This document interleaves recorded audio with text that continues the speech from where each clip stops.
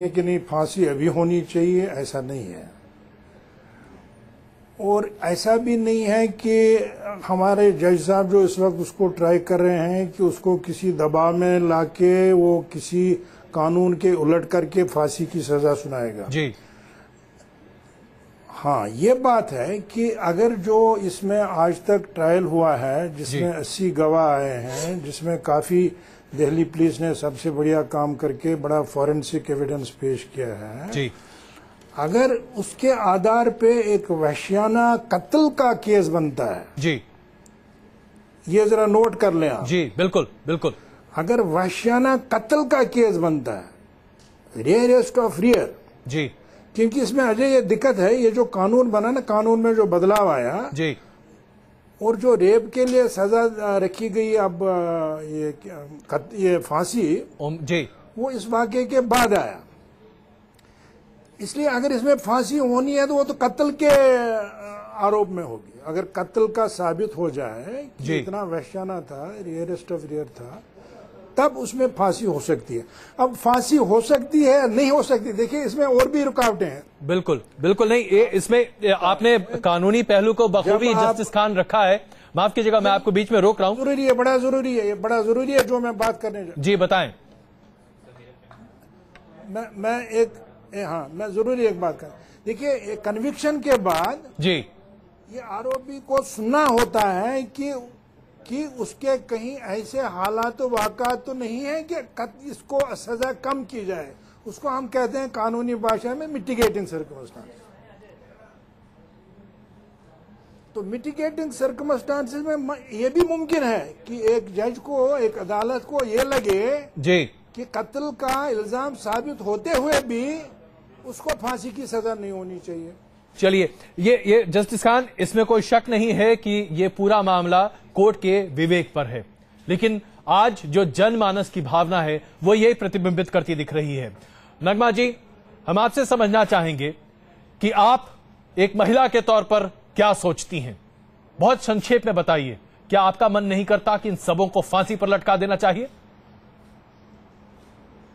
बिल्कुल, ये मेरे ही मन की बात नहीं है, लेकिन पूरे हिंदुस्तान के मन की बात है। और जरूर इन लोगों को जिस किस्म से उन्होंने इस वारदात को अंजाम दिया है, जिस किस्म से निर्भया पे उन्होंने घिनौने तरीके से उस पे वार किया है, उसको सिर्फ ही रेप नहीं किया है बल्कि उसका मर्डर भी किया है, तो उन्हें अगर ये सजा देकर ये प्रेसिडेंट नहीं सेट किया जाएगा तो फिर आगे इस पे रोक लगाना बहुत मुश्किल होगा।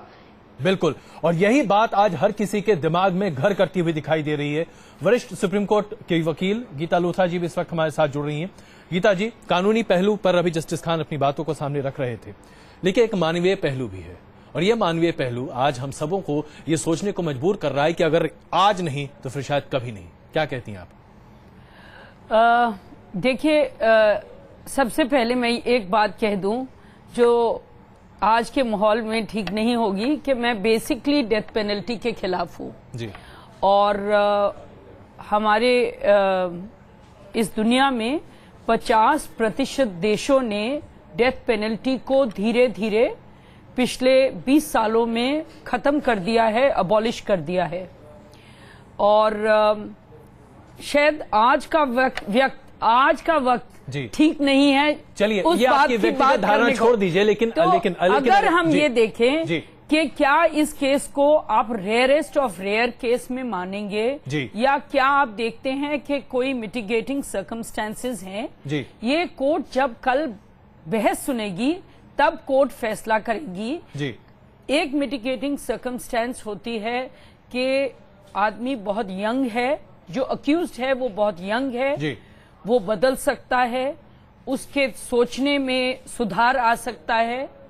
गीता जी, माफ कीजिएगा, मैं आपको कानूनी पहल से मिटिगेटिंग सर्कमस्टेंसेस बता रही हूँ। बिल्कुल, लेकिन जरा सोचने की बात है। जरा सोचिए, जिस तरीके से उस लड़की पर हमला किया गया था, जिस तरह से उसके अंदरूनी अंगों के साथ छेड़ा गया, मतलब मैं आज ट्रायल कोर्ट की जजमेंट को पढ़ के आ रही हूँ, और ये मैं नहीं कह सकती कि ये घिनौनी नहीं थी।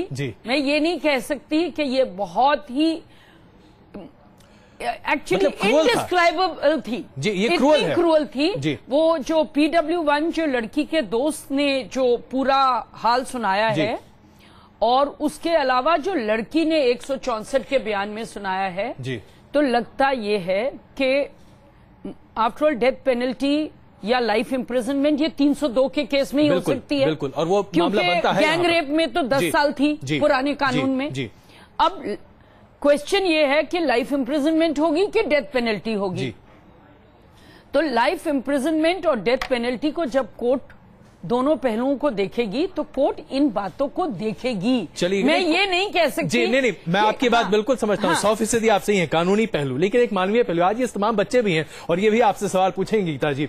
आइए, लेकिन इनके साथ अगर मैं खाली सोशल जस्टिस, पब्लिक जस्टिस में देखूं तो हाँ, इस केस को उदाहरण बनना चाहिए, पर मैं खाली उस चलिए, लेकिन हम आपकी इसी बात को आज पकड़ते हैं कि आप सोशल मेलू में आपको लगता है कि ऐसा होना चाहिए। चलते हैं दीपक के पास। दीपक, आपके साथ बहुत सारी छात्र और छात्राएं मौजूद हैं, जरा उनसे फटाफट जल्दी जल्दी पूछिए, क्या उन सबों को नहीं लगता कि आज अगर ये वक्त चूक गई सरकार, आज ये वक्त अगर चूक गया कोर्ट और आज हम सब चूक गए तो शायद ये मौका दोबारा नहीं आएगा?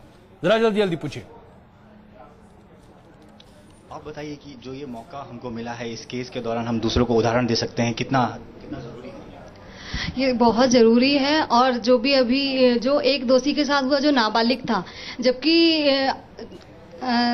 कोर्ट उसको नाबालिग होने के नाते उसकी सजा कम की, लेकिन एक आम लड़की जो पढ़ने जाती है, एक आम महिला जो ऑफिस में काम करने जाती है, उसको सुरक्षा कौन देगा? अगर उसको नाबालिग होने के नाते उसकी सजा कम की जाती है तो फिर हमारी सुरक्षा की जिम्मेदारी भी सरकार की है, गवर्नमेंट की है।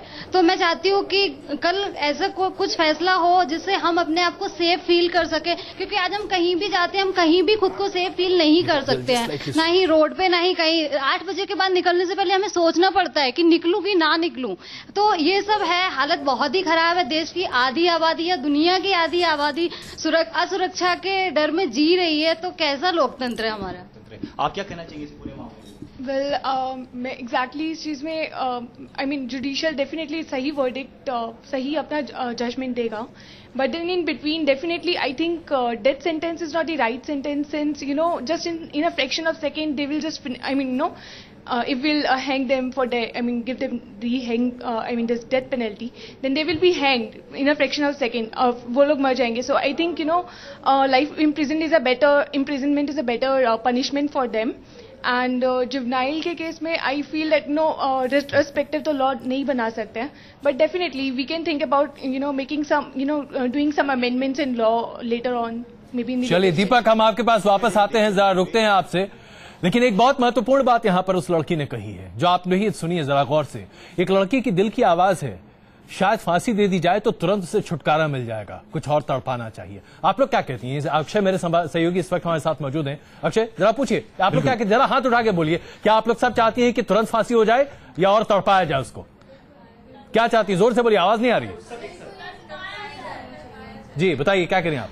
मेरा व्यू थोड़ा सा डिफरेंट है, क्योंकि आज की डेट में ऐसे कई सारे लोग हैं जो उम्र कैद के नाम पे जेल में ऐश कर रहे हैं, और मेरा निर्भया के मामले में ये कहना है कि उसकी सिर्फ आबरू नहीं लुटी, उसकी रूह को चीरा गया है, उसकी आंखों में दहशत थी, मतलब, और उनको अपनी इस करने का अंजाम दो और ऐसी हरकत करने वालों को मौत दो. चलिए आप पीछे जी. बिल्कुल इसी तरीके का गुस्सा अजय जी हर ओर देखने को मिल रहा है. हम आपसे जानना चाहेंगे कि क्या ये सही वक्त है कि अब फांसी की सजा देकर एक संदेश देने का समय आ गया? मुझे नहीं लगता कि फांसी की सजा देनी चाहिए. मुझे लगता है कि उम्र कैद की सजा देनी चाहिए, जैसे कि उन्हें पल पल वो दर्द मिले जो उस लड़की ने झेला था. रेप करके उसने उसकी आत्मा को भी पूरी अच्छी तरह से झंझोर दिया है. तो फांसी की सजा देने से मुझे उसका जो दर्द होगा वो तो एक पल में चला जाएगा, लेकिन अगर उसको उम्र कैद की सजा देंगे तो वो महसूस कर पाएगा कि उस लड़की ने कैसा फील किया. जस्टिस खान, जरा आपसे हम पूछें, बच्चों की इन भावनाओं को आप भी सुन रहे होंगे. सिर्फ फांसी ही नहीं, इतना तड़पाओ कि उसे पल पल इस बात का एहसास हो. क्या कहेंगे आप?